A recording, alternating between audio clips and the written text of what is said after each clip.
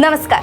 देशोन्नतीमध्ये मी ऐश्वर्या शिंदे आपलं स्वागत करते. बघूया प्रदेशच्या आजच्या टॉप 10 बातम्या. वंचित बहुजन आघाडीने आज आपला जाहीरनामा प्रसिद्ध केलाय. यावेळी बोलताना प्रकाश आंबेडकर यांनी भाजपा आणि राष्ट्रीय स्वयंसेवक संघावर टीकास्त्र सोडले. प्रकाश आंबेडकर म्हणाले, भारतीय जनता पक्ष इथल्या हिंदू मतदारांना फसवत आहे. समान नागरी कायदा हा संविधानाला धोका नाही, पण हा RSSला धोका आहे. आमच्यासारख्या धर्मनिरपेक्ष पक्षांचा तोटा होणार नाही, तर हा तोटा धर्मावर आधारित राजकारण करणाऱ्या पक्षांचा होणार आहे. विशेषतः भाजप, RSS आणि बजरंग दल यांचा मोठ्या प्रमाणात तोटा होणार आहे.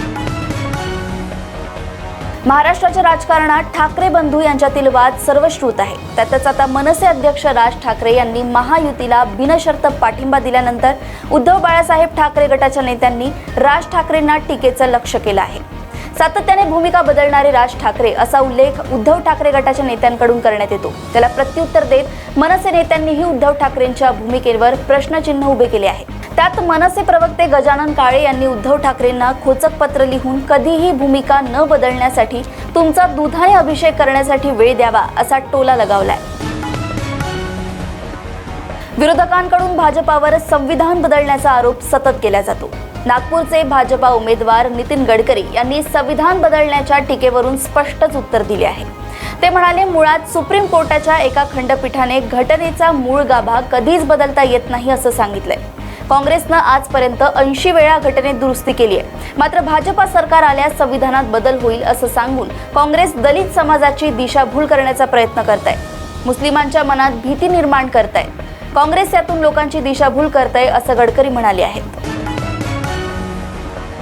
श्रीकांत शिंदे फाउंडेशनच्या सामाजिक कार्याचा राजकीय गाजावाजा सुरू असतानाच ठाकरे गटाचे नेते संजय राऊत यांनी देशाचे पंतप्रधान नरेंद्र मोदी यांना पत्र लिहून श्रीकांत शिंदे फाउंडेशनच्या संशयास्पद आर्थिक व्यवहाराची चौकशी करण्याची मागणी केली आहे. श्रीकांत शिंदे फाउंडेशन अंतर्गत राबवल्या जाणाऱ्या उपक्रमांसाठी आणि या उपक्रमांवर आतापर्यंत झालेल्या खर्च करण्यात आलेल्या निधीचा स्रोत नेमका काय आहे असा प्रश्न राऊतांनी उपस्थित करत याची चौकशी व्हावी असं म्हटलंय. इचलकरंजीचे अपक्ष आमदार प्रकाश आवाडे यांनी हातकणंगले लोकसभा मतदारसंघातून तारा राणी पक्षाच्या माध्यमातून निवडणूक लढवण्याची घोषणा केली होती.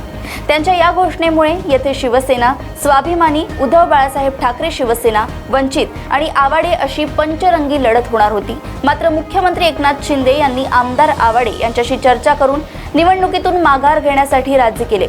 आता आवाडे यांनी माघार घेण्याचा निर्णय घेतल्याने येथील पंचरंगी लढत टळणार आहे. पश्चिम महाराष्ट्रातील बहुचर्चित सांगली लोकसभेत भाजपांतर्गत वाद उफाळून आलाय.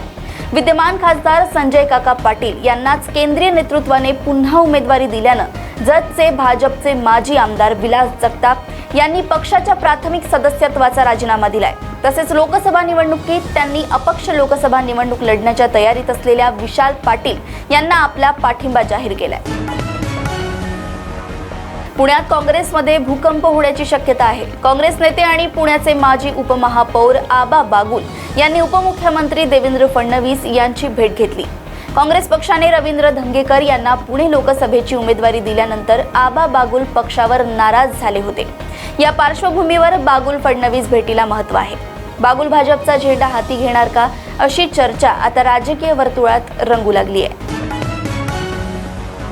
शरद पवारांनी लेक सुप्रिया सुळे यांच्यासाठी मैदान सोपं करायचं ठरवलंय. यासाठी शरद पवार यांनी एक मोठी खेळी खेळली आहे. बारामती लोकसभा मतदारसंघात धनगर मतदार हे मोठ्या प्रमाणात आहे. त्यासाठी आता शरद पवार यांनी थेट अहिल्यादेवी होळकर राजघराण्याचे 13वे वंशज असलेले भूषणसिंग होळकर यांनाच थेट गळ घातली असून सुप्रिया सुळे यांचा उमेदवारी अर्ज दाखल करण्याच्या दिवशी म्हणजेच 18 तारखेला भूषणसिंग होळकर पुण्यात राष्ट्रवादी काँग्रेस पक्षात प्रवेश करणार आहेत. राजकारणाचे वंशज असलेले भूषणसिंग होळकर यांच्या येण्याने धनगर मतदानावर मोठा परिणाम होणार असून पवारांना त्याचा फायदा होणार आहे.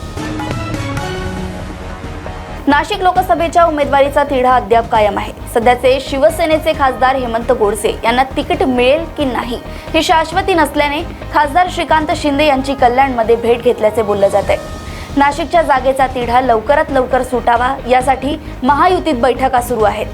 हेमंत गोडसे आणि छगन भुजबळ यांच्या नावाची चर्चा सुरू असली तरी त्या दोघांविषयी नाराज असल्यामुळे पर्यायी उमेदवाराचा शोध युतीकडून घेतला जातोय. शिवसेनेकडून अजय बोरस्ते यांच्या नावाची चाचपणी केली जात असली तरी शिवसेना शिंदे गटाचे सचिव भाऊसाहेब चौधरी आणि विजय करंजकर यांचे नाव देखील आता पुढे येत आहे. भाजपाचा जाहीरनामा प्रसिद्ध करण्यात आलाय. त्यानंतर फडणवीसांनी काँग्रेसवर टोला लगावलाय. भाजपाचं संकल्पपत्र हे कागदी नसून ती मोदींची गॅरंटी आहे. देशातील सर्व घटकांचा विकास करण्याचा संकल्प भाजपाचा आहे. देशभरातील 15 लाख लोकांच्या सूचनेतून भाजपाचं संकल्पपत्र तयार करण्यात आले. मोदी गॅरंटीवर जनतेचा विश्वास असून पुन्हा एकदा तिसऱ्यांदा महाराष्ट्रात आणि देशात येईल असा विश्वास उपमुख्यमंत्री देवेंद्र फडणवीस यांनी व्यक्त केलाय. सोबतच काँग्रेससाठी जाहीरनामा हा कागद आहे आणि आमच्यासाठी जाहीरनामा हा संकल्प आहे. काँग्रेसचा जाहीरनामा हा फेल जाहीरनामा आहे अशी टीका देखील त्यांनी केली आहे. अशाच प्रदेशातील टॉप 10 बातम्या जाणून घेण्यासाठी बघत रहा देशोन्नती. आणि अजूनही तुम्ही आमच्या चॅनलला लाईक आणि सबस्क्राईब केलं नसेल तर लगेच लाईक आणि सबस्क्राईब करा आणि बघत रहा देशोन्नती. नमस्कार. ठळक घडामोडींसाठी देशोन्नती न्यूज चॅनलला सबस्क्राईब करा आणि बेल आयकॉन प्रेस करा.